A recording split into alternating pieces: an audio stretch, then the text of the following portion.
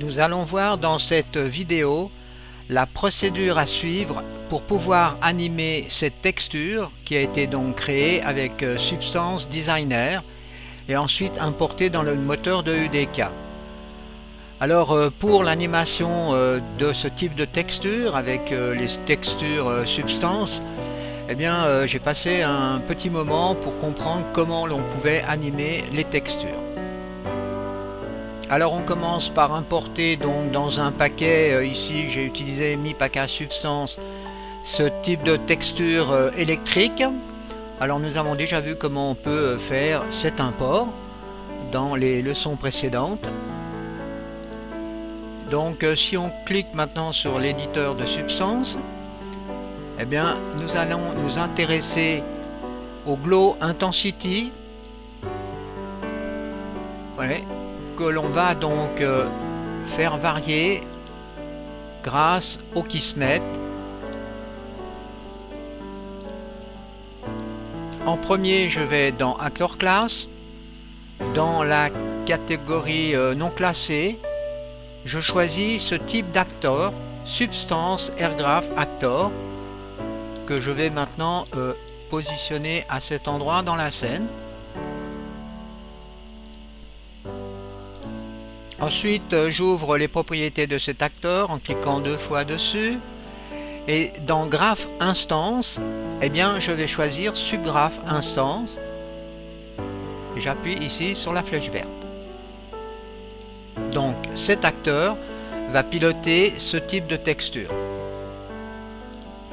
Si je retourne dans Substance Designer, je vois ici donc le paramètre que je veux modifier. Et je regarde la façon dont il a été identifié. Donc ici c'est Glow Intensity. Ensuite j'ouvre le Kismet, je fais un level loaded.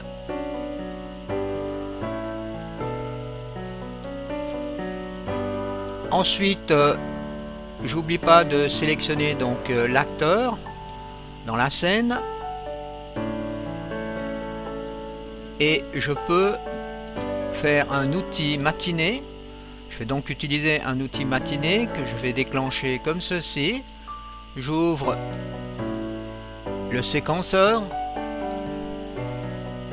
Je crée un New Empty Group. Alors là, je pourrais l'appeler par exemple électrique. Je crée avec le bouton droit une sous-piste Add New Substance Input Track.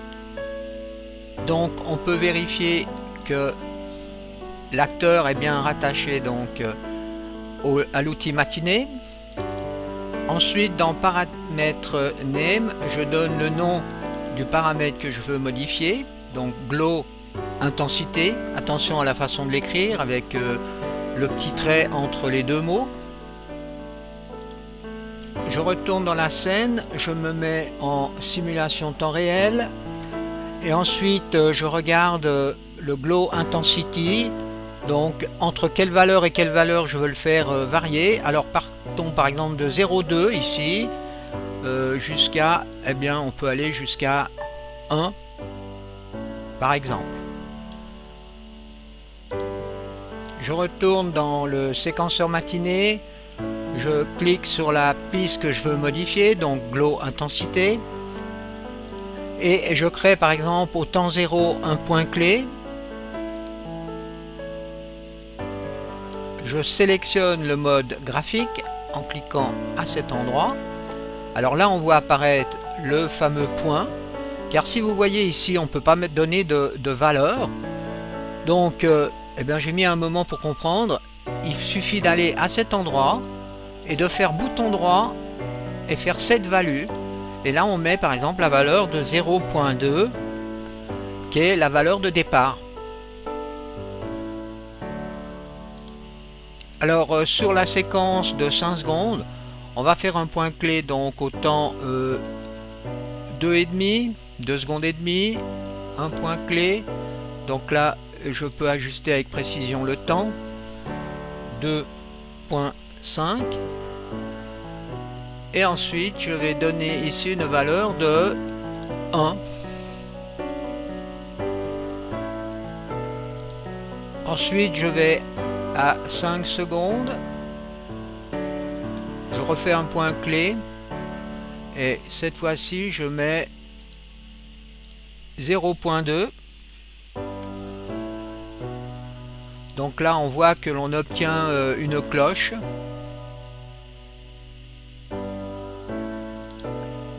Alors les sons, par exemple, donc cette courbe pour les variations du paramètre, donc de 0,2 à 1 et qui redescend à 0,2. Et comme on va boucler l'outil matinée sur lui-même, on aura une séquence qui va se répéter. Alors essayons maintenant donc en fermant ici. Ensuite, dans les paramètres de l'outil matinée, ici je mets looping, donc on va faire une boucle. Donc une fois que la séquence est finie, la séquence redémarre.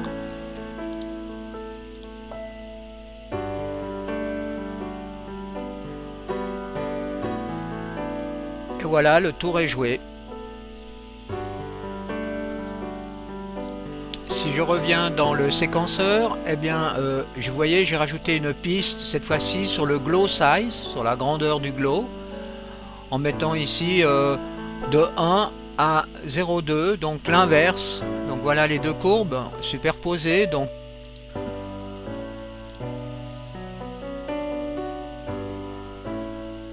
là, on a deux paramètres qui agissent en même temps. Je viens de rajouter donc encore une piste couleur. Alors liquide color. Donc vous retrouvez la variable ici. Alors j'ai agi surtout sur ce paramètre. J'ai gardé les deux autres paramètres à 0,5 et à 0,74. Alors ici nous avons le paramètre le bleu. Donc vous voyez, le bleu varie de 0,34 à 0,6. Donc ici le bleu.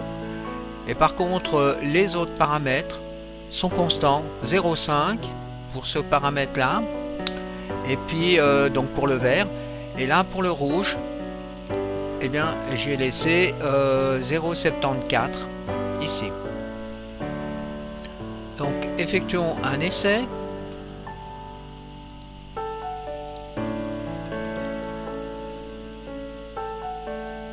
Donc on a plusieurs paramètres qui varient en même temps.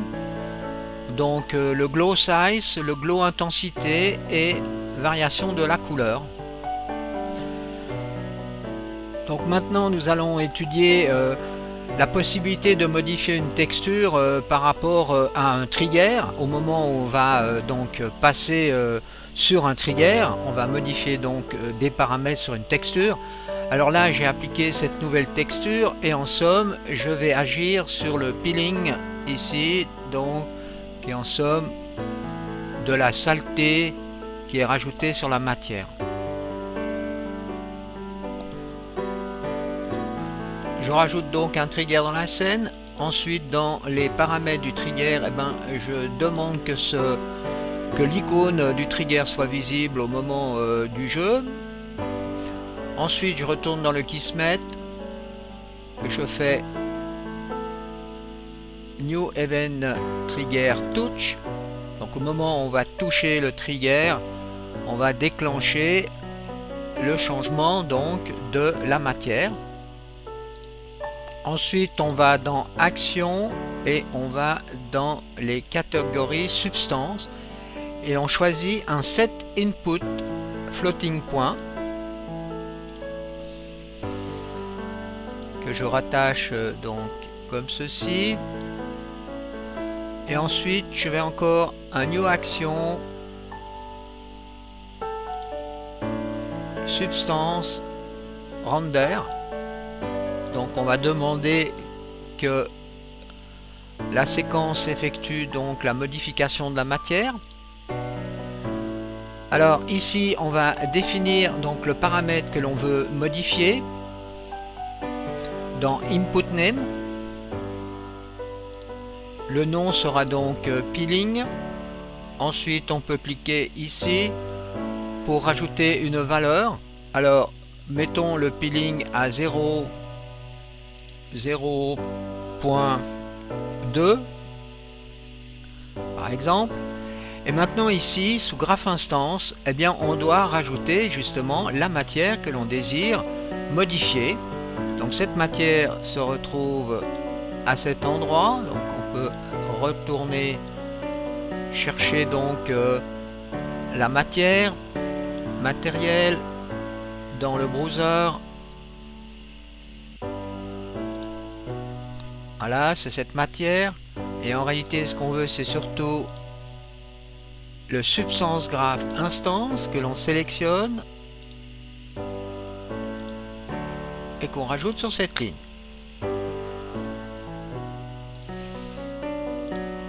Je vais maintenant encore faire une copie donc de ces deux modules. Et dans le module ici, je vais me donner donc 0.8. Alors ceci sera la valeur donc au départ.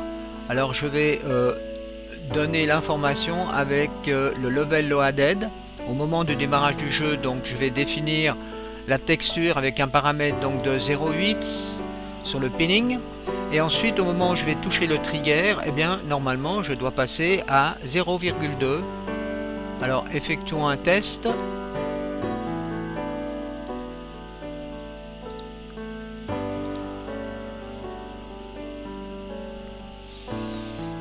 Passons sur le trigger. Et voilà, tout fonctionne correctement. Alors là, j'ai fait une petite modification de la programmation. Donc quand le trigger n'est pas touché, eh bien, on aura ce paramètre donc de 0,8, et quand le trigger sera touché, on aura le paramètre de 0,2. Alors n'oubliez pas dans le trigger de faire attention maximum trigger à 0 pour pouvoir l'utiliser en permanence.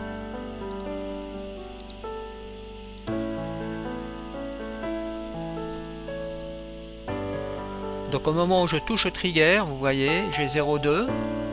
Quand je le touche plus, et ben quand je suis plus dans la zone, je repasse à 0,1, à 0,8. Voilà, donc c'est correct.